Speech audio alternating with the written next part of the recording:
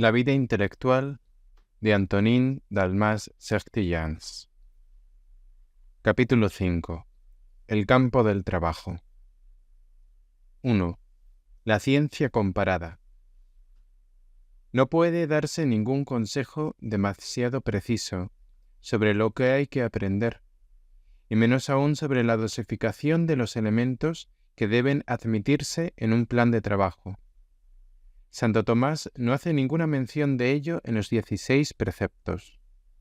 En realidad se trata de una cuestión de vocación personal en estrecha relación con la finalidad que se persigue. Pero siempre son posibles algunas indicaciones que bien pueden servir como punto de partida para reflexiones provechosas. No vamos a tratar la cuestión desde un principio, pues nos dirigimos a personas que han superado ya la etapa escolar y se proponen organizar o contemplar unos estudios más profundos. Y a ese nivel, la cuestión nos lleva a las observaciones tan interesantes del padre Gratry relativas a la ciencia comparada. Puede que el desarrollo de este tema haya envejecido un poco en cuanto a las fuentes, pero persiste en lo que al fondo se refiere, y merecería serias meditaciones por parte de los jóvenes intelectuales. Hablamos de ciencia comparada, y entendemos por ello la ampliación de las especialidades, mediante la aproximación de todas las disciplinas conexas, y luego la relación de esas especialidades y de su conjunto con la filosofía general y la teología. No sería de sabios, ni tampoco fecundo, que para dedicarse a una especialidad muy concreta, se encerrara uno en ella enseguida. Equivaldría a ponerse ante ojeras. Ninguna ciencia se basta a sí misma, y ninguna disciplina considerada por sí sola proyecta luz suficiente sobre sus propios caminos. Al aislarse, se reduce, se empequeñece, se marchita, y termina por extraviarse en la primera ocasión. Una cultura parcial es siempre indigente y precaria. El espíritu se resiente de ello sin tregua. Le falta cierta libertad de movimiento y cierta seguridad de miras que paralizan sus gestos. El que no sabe nada es una fruta vana, pero también lo es el que se ha reducido y desecado por haberse encerrado prematuramente en la propia parcela. Puede asegurarse sin paradoja que toda ciencia llevada hasta el fondo conduce a las demás ciencias, las ciencias a la poesía y las ciencias a la moral, y después a la política y a la misma religión en lo que tiene de humano. Todo está en todo, y no es posible compartimentar más que por abstracción. Abstraerse no es mentir, dice el proverbio. Abstraere non est mentiri, pero a condición de que la abstracción que distingue, que aísla metódicamente, que concentra su luz sobre un punto determinado, no venga a separar lo que se estudia de lo que más o menos directamente tiene que ver con ello. Incomunicar así su objeto es falsearlo, ya que sus relaciones forman parte del mismo. ¿Es posible estudiar una pieza de relojería sin considerar la pieza vecina? ¿Puede estudiarse un órgano determinado sin preocuparse del cuerpo? Tampoco es posible avanzar en la física o en la química sin la ayuda de las matemáticas, en la astronomía sin la mecánica y sin la geología, en la moral sin la psicología sin las ciencias naturales y en nada sin la historia. Todo se sostiene recíprocamente, las luces se entrecruzan, y un tratado inteligente de cada una de las ciencias no puede dejar de hacer más o menos alusión a todas las restantes. Así pues, si quieres procurarte un espíritu abierto, limpio, verdaderamente sólido, desconfía al principio de la especialidad. Establece tus fundamentos de acuerdo con la altura a la que quieres llegar, ensancha el orificio de la excavación, de acuerdo con la profundidad que deberá alcanzar. Por lo demás, recuerda que el saber no es ni una torre ni un pozo, sino una habitación humana. Un especialista, si no es un hombre, no es más que un chupatintas. Su espléndida ignorancia le convierte en un extraviado entre los humanos. Es un inadaptado, un anormal y un necio. El intelectual católico evitará copiar semejante modelo. Quien pertenece por vocación al género humano debe ser, ante todo, integrante de éste.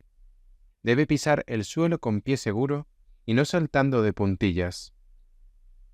Nuestro saber ha procurado sondear la noche en todos sentidos, y nuestros sabios han sumergido en ella la mano para sacar estrellas.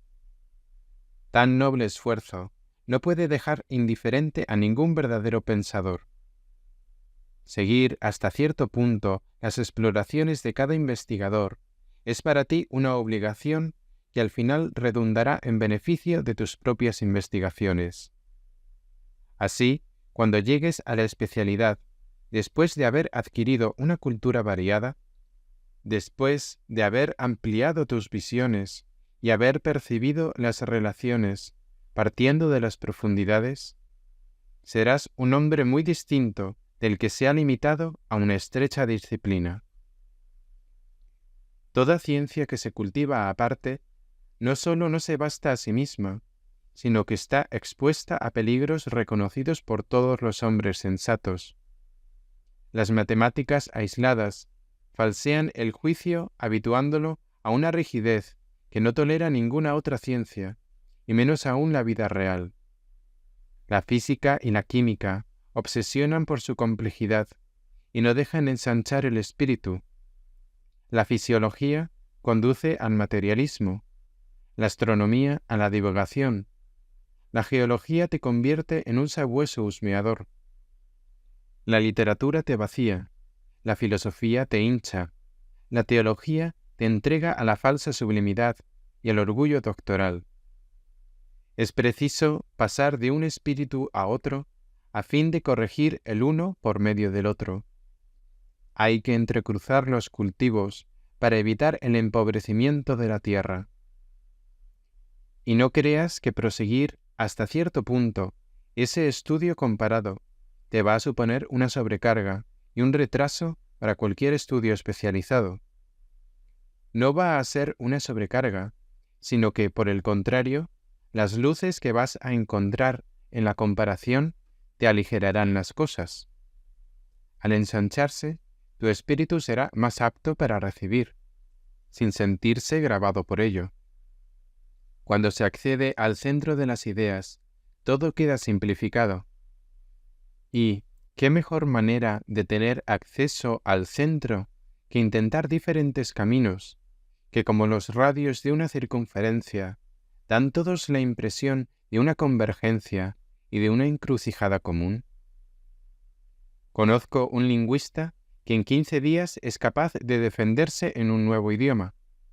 ¿Por qué? Simplemente porque sabe otros muchos idiomas. Descubre de un vistazo el espíritu de su nuevo idioma, sus características fundamentales y toda su constitución. Las ciencias son como las diversas lenguas, mediante las cuales la inefable naturaleza es penosamente balbuceada por los hombres. Descifrar muchas es favorecer a cada una de ellas, puesto que en el fondo no constituyen más que una sola. Por lo demás, el poderoso instinto y el entusiasmo despertados en todo hombre bien dotado por esta forma de viajar a través de las ciencias, de explorar sus magníficos dominios, tal como se visitan los fiordos de Noruega, el Cuerno de Oro, los hipogeos de Egipto, las pampas de América y los palacios de China. Ese entusiasmo en cierto modo épico con que se inflama una buena inteligencia en contacto con las grandezas del espíritu, comunica al estudio una inspiración y unas facilidades maravillosas. Un rabino, al que se le reprochaba su afán de sobrecargar la ley, respondió: Cuando un celemín está lleno de nueces, todavía cabe en él una buena cantidad de aceite. Tenía el celo que, aplicado a la capacidad intelectual, corresponde al calor que dilata a los cuerpos. Una copa tiene más cabida al sol que a la sombra. Un espíritu embriagado en la contemplación de la verdad, dilatado por ella como un arco iris, llega a ser capaz de adquirir, sin esfuerzo y con verdadero gozo, unos conocimientos que serían agotadores con el triste soporte de una sola ciencia. Todos los grandes genios han sido siempre universales en mayor o menor medida, aunque hayan sobresalido en un aspecto concreto. En los otros han sido cuando menos curiosos, sabios con frecuencia y a veces verdaderos especialistas. No sería posible limitar a un solo aspecto a hombres como Aristóteles, Bacon, Leonardo da Vinci, Leibniz o Goethe. Henri Poincaré, en la Academia de Ciencias, admiraba a sus compañeros de todas las secciones con sus puntos de vista geniales. Consultarle equivalía a colocarse inmediatamente en el centro del saber, donde ya no hay ciencias diversas. ¿Que tú no tienes semejantes pretensiones? Vale. Pero lo que ha sido práctica común de esos grandes hombres sigue siendo para cada cual, en la debida proporción, la indicación fecunda.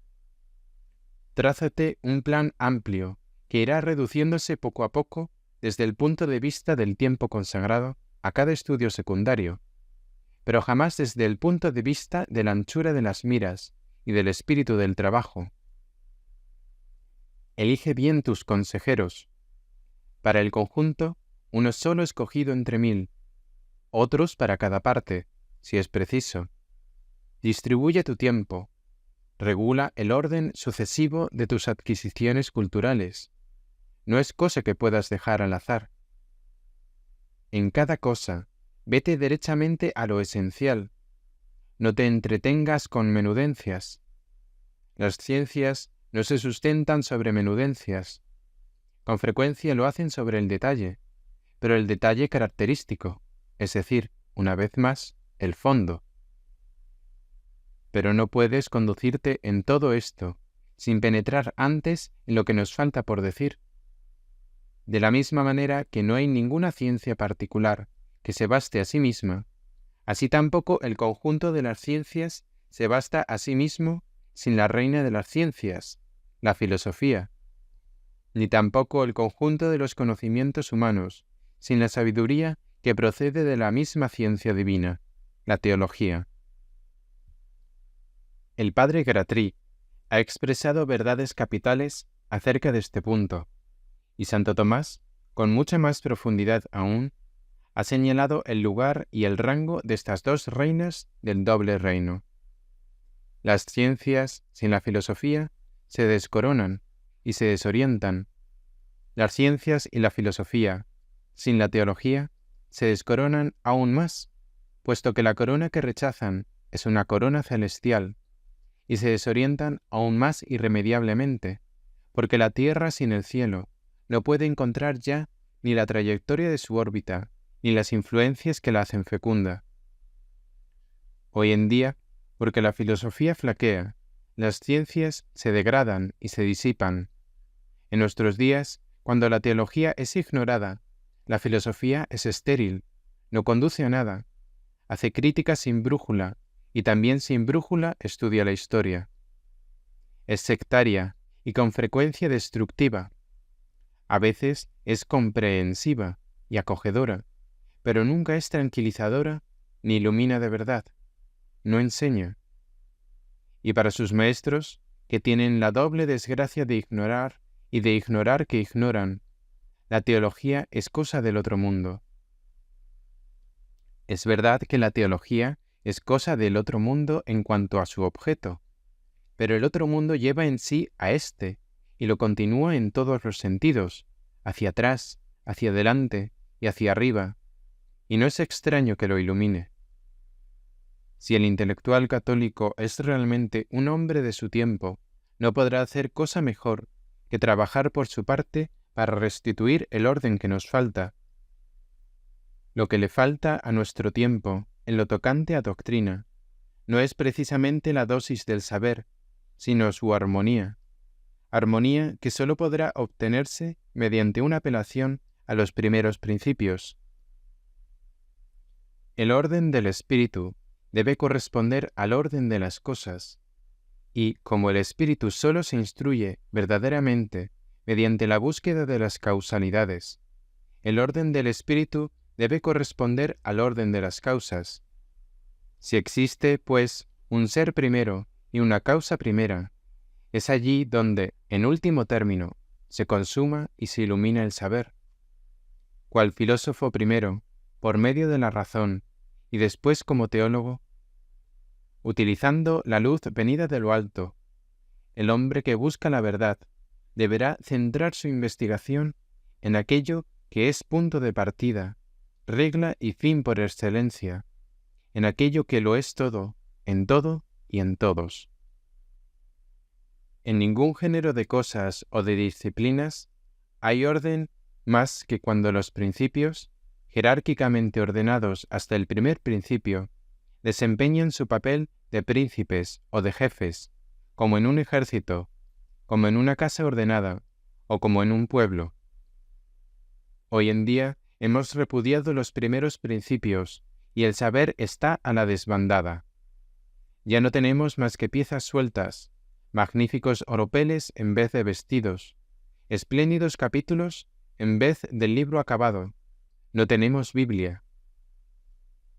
Las Biblias del saber, eso es lo que en otro tiempo fueron las summas. Hoy no tenemos summas, y no hay nadie entre nosotros que sea capaz de escribir una. Todo es caótico.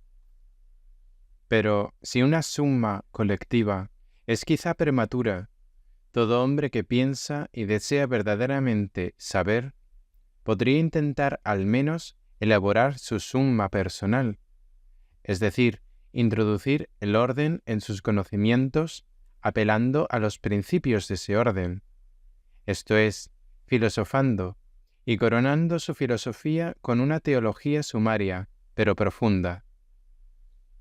Los sabios cristianos, desde los comienzos hasta finales del siglo XVII, fueron siempre teólogos, y los sabios, cristianos o no, fueron todos filósofos hasta el siglo XIX. Desde entonces, el saber se ha rebajado, ha ganado en superficie, perdiendo en altura, y en consecuencia también en profundidad, puesto que la tercera dimensión tiene dos dimensiones que se corresponden.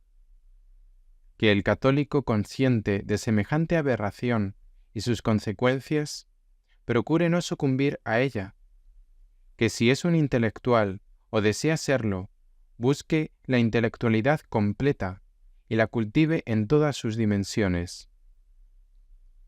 La teología, decía el padre Gratry, ha venido a insertar en el árbol de la ciencia un injerto divino, gracias al cual ese árbol es capaz de dar unos frutos que no son propiamente los suyos. Nada se le quita de su savia, sino que por el contrario se le da un curso glorioso. Gracias a este nuevo impulso, dado al saber, gracias a esta llamada de los factores humanos a una colaboración celestial, todos los conocimientos se vivifican y se amplían todas las disciplinas. La unidad de la fe da al trabajo intelectual el carácter de una cooperación inmensa. Es la obra colectiva de los humanos reunidos en Dios. Por eso, la ciencia cristiana, tal como es, y todavía más cuando haya sido escrita la summa de los tiempos modernos, no puede sino esperar en anchura y en inspiración a todos los monumentos de la antigüedad y del neopaganismo. Las enciclopedias no tienen con ella más semejanza que la de Babel con las catedrales. Cuando se busca la verdad, no debiera ignorarse semejante tesoro. Confío en que la próxima generación, encarrilada por esta que supera tan notoriamente a las anteriores, abordará sinceramente y sin respetos humanos la ciencia de las ciencias, el cantar de los cantares del saber, la teología inspiradora y la única definitivamente concluyente. En ella encontrará a la vez la madurez y el impulso para volar, el lirismo poderoso y tranquilo que constituye la vida completa del espíritu. Penetrar en la teología no es tan difícil como se cree, y para llegar al grado aquí señalado como objetivo, no se precisa un estudio muy largo. Adoptarlo como especialidad es ya otra cosa. Bastará con consagrar a ello 4 horas por semana durante los 5 o 6 años que dura una formación normal. Después ya solo se tratará de mantenerlo. Pero sobre todo, hay que procurar no confiarse a falsos maestros. Empieza por Santo Tomás de Aquino. Estudia la Summa Teológica, sin descuidar previamente la información puntual acerca del contenido de la fe. Ten a mano el Catecismo del Concilio de Trento, que constituye por sí mismo un poderoso resumen de teología. Procura dominar este manual y prosigue, con Santo Tomás, día a día, el desarrollo racional de la ciencia divina. En un principio, el texto te parecerá árido, abstruso, pero poco a poco verás brillar las luces dominantes. Una vez vencidas las primeras dificultades, obtendrás nuevas victorias como recompensa. Aprenderás la lengua del nuevo país y, al cabo de un tiempo, te moverás por allí como por tu casa, y verás que la nueva residencia es una morada sublime. Estúdiala, desde luego, en latín. Las traducciones de la Summa son a menudo traidoras, y siempre son insuficientes. El que se dejare vencer por el pequeño esfuerzo que supone defenderse en una lengua que un espíritu ordinario llega a descifrar en un par de meses, no merecería que nadie se preocupara de su formación. Hablamos para entusiastas, que éstos, deseosos de penetrar en la bodega, se tomen la modestia de buscar la llave. Podría serte útil alguna obra introductoria que te haga presentir el contenido de Santo Tomás y te lo haga degustar. No te detengas en ella demasiado, pero toma esa mano que se te ofrece para ponerte en camino. Por otra parte, un repetitor de espíritu abierto y bien informado sería al principio una gran ayuda, iba a decir una ayuda indispensable. Te iniciaría gradualmente en el vocabulario especial del tomismo, evitándote dudas y quid pro quos, aclarándote un texto por medio de otro, señalándote las pistas y preservando tu avance en cualquier paso en falso. Sin embargo, persuadido como estoy de la nociva influencia de las amistades nefastas y de lo que desalientan y escandalizan los comentarios necios, te digo, es mejor la soledad que la ayuda de compañeros alicortos. Esfuérzate en romper la nuez. Lastimará tus manos, pero cederá al fin, y el propio Santo Tomás vendrá a instruir a su discípulo. A este efecto, consulta cuidadosamente, al leer cada artículo, los diferentes pasajes a los que te remitan las diversas ediciones. Consulta el Index Tertius, ese tesoro imperfecto pero verdadero tesoro. Compara, procura que los documentos se completen y se comenten. Redacta tú mismo tu artículo. Es una excelente gimnasia que proporcionará a tu espíritu flexibilidad, vigor, precisión, horror al sofisma y al poco más o menos, y al propio tiempo acumulación progresiva de nociones claras, profundas, bien articuladas y siempre relacionadas con sus primeros principios, que constituirán, a causa de su coadaptación, una síntesis sólida. 2. El tomismo, marco ideal del saber. Así es como llego con toda naturalidad a la exposición de mi pensamiento sobre el tomismo, considerado como marco de una ciencia comparada. Nadie podrá discutir la utilidad de poseer lo antes posible, desde un principio si se puede, un conjunto de ideas directrices que formen cuerpo, con capacidad de atracción, a la manera de un imán, y capaces de coordinar todos nuestros conocimientos. Quien no posee tal bagaje puede compararse, en el universo intelectual, al viajero que al frecuentar tantas civilizaciones dispares y tantas doctrinas opuestas, fácilmente se desliza hacia el escepticismo.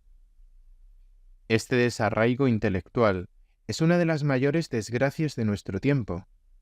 Evitar ese desarraigo, gracias al equilibrio que proporciona una doctrina segura, es un beneficio incomparable. Desde luego, el tomismo es soberano al respecto. Sospecho que eso va a dar origen a algunas protestas. Ya tuve ocasión de experimentarlas en 1920 y sé que aún debo contar con más.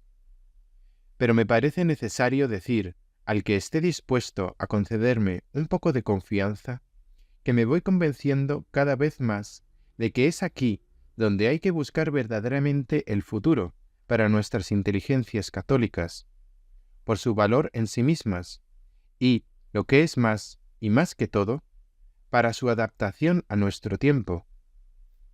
Los partidarios de la última novedad dirán lo que quieran, pero el peso de una doctrina y su novedad son dos cosas muy distintas. El genio no tiene fecha. Cuando se trata de las cosas eternas, de sabios es dirigirse a quien supo sumergirse en lo más profundo del corazón de la eternidad, sin tener en cuenta la fecha. Por lo demás, debo señalar también un escollo. Algunos, alucinados por la gloria de Santo Tomás, lo abordan con entusiasmo. Veamos lo que pasa. Después de leer 2 o 3 páginas, se desencantan. Lo que ha pasado es que, sin sospecharlo, esperaban encontrar allí, en vez de pesados lingotes de oro, alhajas a la moda, y naturalmente se han decepcionado. Es un error estudiar las obras maestras del pensamiento, así como las del arte y de la naturaleza, comparándolas a la idea vaga y falsamente grandiosa de que ellas nos habíamos forjado. No han sido hechas para ajustarse a ese marco. Por el contrario, contienen sus sólidas perfecciones, y sería de necios privarse de ellas por no haberlas previsto o no haberse adaptado a ellas.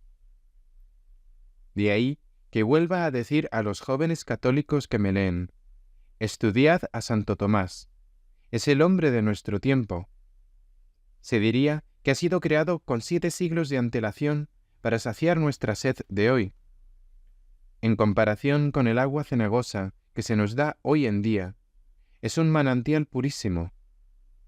Cuando gracias a un vigoroso esfuerzo se han vencido las primeras dificultades de una exposición arcaica, vuestro espíritu queda tranquilizado, se establece en plena claridad y se le ofrece un marco al mismo tiempo flexible y fuerte para sus adquisiciones ulteriores. El tomismo es una síntesis, por tanto, no es una ciencia completa, pero la ciencia completa puede apoyarse sobre él como sobre una fuerza de coordinación y de sobreelevación casi milagrosa.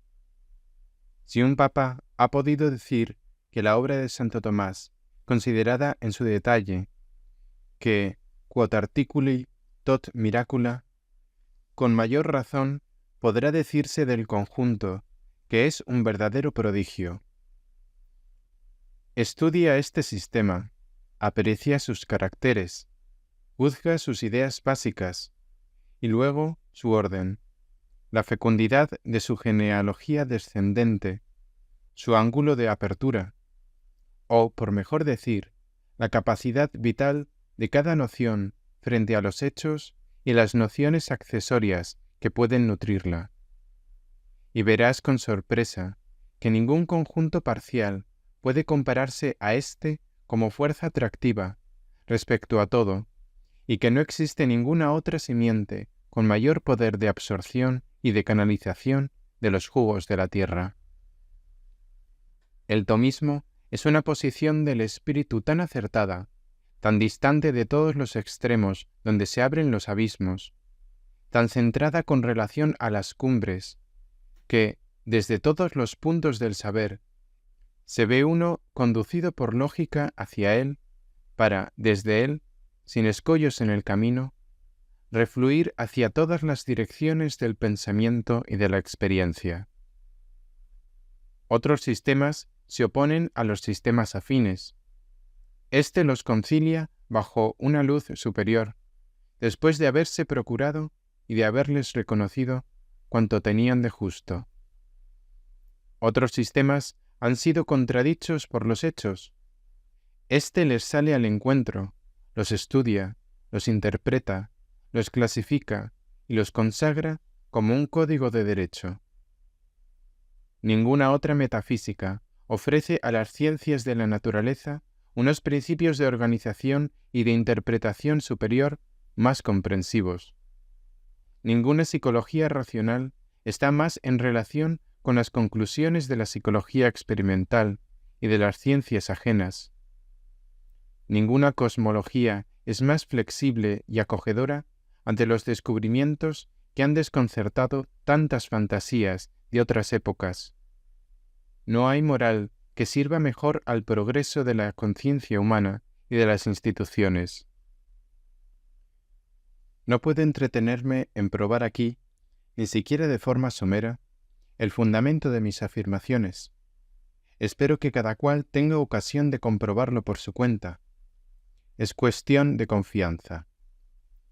Pero no debe ponerse la confianza del católico en aquel que ha recibido su misión y gracia para guiar desde lo alto el vuelo de su espíritu. La Iglesia cree hoy, como lo creyó desde un principio, que el tomismo es un arca de salvación capaz de mantener a flote los espíritus en el diluvio de las doctrinas. No lo confunde con la fe, ni tampoco con la ciencia en toda su amplitud. Sabe que es falible y que ha participado en todo aquello que no es más que teoría transitoria de los errores de las épocas, pero estima que su contextura responde en su conjunto a la constitución de lo real y de la inteligencia, y comprueba que tanto la ciencia como la fe se dan cita en él, por cuanto ha levantado su morada en ellas como un castillo en la encrucijada de sus caminos.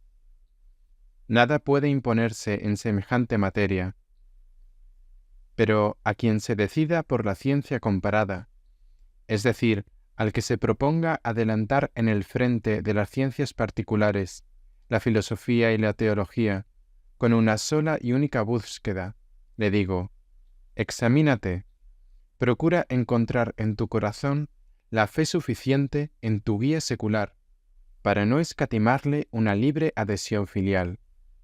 Si lo consigues, tu fidelidad no quedará sin la debida recompensa. Alcanzarás un nivel que ni el solipsismo orgulloso, ni la modernidad sin base eterna han llegado a conocer jamás. 3. La especialidad. Completemos ahora lo que acabamos de decir de la ciencia comparada, para que nadie crea que, con semejante concepto, propugnamos una ciencia enciclopédica. Si se dan ciertas condiciones, cuanto más se sepa, mejor. Pero de hecho, cuando estas condiciones no se dan, hoy en día menos que nunca, el espíritu enciclopédico se convierte en enemigo de la ciencia. La ciencia consiste más en profundidad que en superficie. La ciencia es conocimiento por las causas, y las causas, como las raíces, se hunden en lo profundo. Hay que sacrificar siempre la extensión a la penetración, porque la extensión en sí misma no es nada, mientras que la penetración, al conducirnos hasta el centro de los hechos, nos proporciona la substancia de lo que buscamos. Nosotros hemos abogado por una cierta extensión, pero siempre al servicio de la profundidad y a título de formación. Una vez alcanzada la formación y asegurada la capacidad de penetración, hay que comenzar a cavar, y eso solo la especialización puede permitírnoslo. Ocurre con frecuencia que lo que en un principio es indispensable se convierte en hostil más tarde. La hostilidad podría manifestarse aquí de maneras muy distintas y conduciría a la decadencia del espíritu por diversos caminos. Ante todo, cada cual tiene sus capacidades, sus recursos, sus dificultades interiores o exteriores, y por eso habrá que preguntarse si es de sabios cultivar, por un igual, aquello para lo que uno ha sido hecho y lo que se encuentra más o menos fuera de las propias posibilidades. Bien está superar una determinada dificultad, conviene superarla, pero la vida intelectual no debe ser una acrobacia permanente. Es muy importante trabajar con alegría, lo que equivale a decir con relativa facilidad, y de acuerdo con las propias aptitudes. Cuando se avanza primeramente por diversos caminos, es conveniente que uno se descubra a sí mismo, y una vez advertido de su vocación especial, fijarse en ella. Hay un peligro que acecha a los espíritus que se derraman en exceso. Es el de contentarse con poco. Satisfechos de sus exploraciones en todos los campos, detienen su esfuerzo. Sus progresos, rápidos en un principio, se parecen a los fuegos fatuos. Ninguna energía se despliega durante mucho tiempo si no es estimulada por una dificultad creciente y sostenida por el interés, también creciente, de una laboriosa excavación. Una vez examinado el conjunto, juzgado en sus relaciones y su unidad a la luz de los principios fundamentales, es urgente, si uno no quiere estancarse allí mismo, entregarse a una tarea concreta, limitada, proporcionada a sus fuerzas, y consagrarse a ella en lo sucesivo con todo el corazón. Las propuestas que hacíamos antes encuentran aquí su recíproca. Decíamos que hay que penetrar en diversos caminos para lograr percibir los encuentros. Hay que abordar la tierra ampliamente para llegar a sus profundidades. Una vez hecho esto, aunque no se piense más que en excavar el centro, la aparente restricción redunda en provecho de todo el espacio cuando se divisa el cielo en el fondo del pozo. Cuando se sabe algo a fondo, por poco que sea lo que no se ignora del resto, dicho resto, en toda su extensión, se beneficia del viaje hacia las profundidades. Todos los abismos se asemejan y todos los fundamentos se comunican. Por lo demás, aun suponiendo que alguien pudiera aplicarse con la misma energía y con la misma persistencia a todas las ramas del saber, pronto se encontraría ante una tarea imposible. ¿Qué hacer? Habiendo pretendido ser legión, se habrá olvidado ser alguien. Cuando se aspira a gigante, se disminuye como hombre. Todo hombre tiene en la vida su obra que realizar. A ella debe aplicarse con entusiasmo y dejar para otro lo que la providencia ha reservado a otro. Mientras se trata de llegar a ser un hombre culto y un hombre superior, en el sentido del héroe de estas páginas, hay que prescindir de la especialidad. Pero cuando se trata de ejercer una función determinada y prestar un servicio útil, de nuevo hay que recurrir a la especialidad. En otros términos, es preciso comprenderlo todo, pero para conseguir hacer algo. 4. Los sacrificios necesarios. De ahí hay que sacar la conclusión de obligarse, a su debido tiempo, a los sacrificios necesarios. Es una verdadera pena tener que decirse: al decidirme a tomar un camino, abandono otros 1000.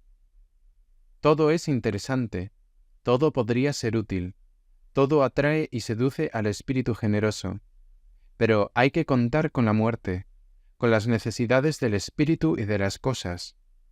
Resulta obligado someterse y contentarse con una mirada de simpatía, que siempre será un homenaje a la verdad, para con todo aquello que el tiempo y la prudencia nos sustraen. No hay que avergonzarse de ignorar lo que sólo podríamos saber a costa de la dispersión. Hay que tener la humildad suficiente, sí, porque eso nos indica nuestras limitaciones, pero nuestras limitaciones debidamente aceptadas constituyen ya una parte de nuestra virtud. De ahí deriva una gran dignidad, la del hombre que se mantiene bajo su ley y que desempeña su papel. Somos poca cosa, pero formamos parte de un todo, y ese es precisamente nuestro honor. En cierto modo, también llegamos a hacer lo que no hacemos. Lo hace Dios, lo hacen nuestros hermanos, y con ellos estamos unidos en el amor. No te creas capaz de hacerlo todo. Mide tus fuerzas, mide tu trabajo. Después de los tanteos inevitables, has de saber limitarte sin hacerte violencia. Procúrate por medio de las lecturas, y si es necesario, también de pequeños trabajos, el beneficio de la cultura general, el contacto con las amplitudes del espíritu, pero no dejes de concentrarte para lo principal de tus fuerzas y de tu tiempo. El semisabio no es el que solo sabe la mitad de las cosas, sino aquel que solo las sabe a medias.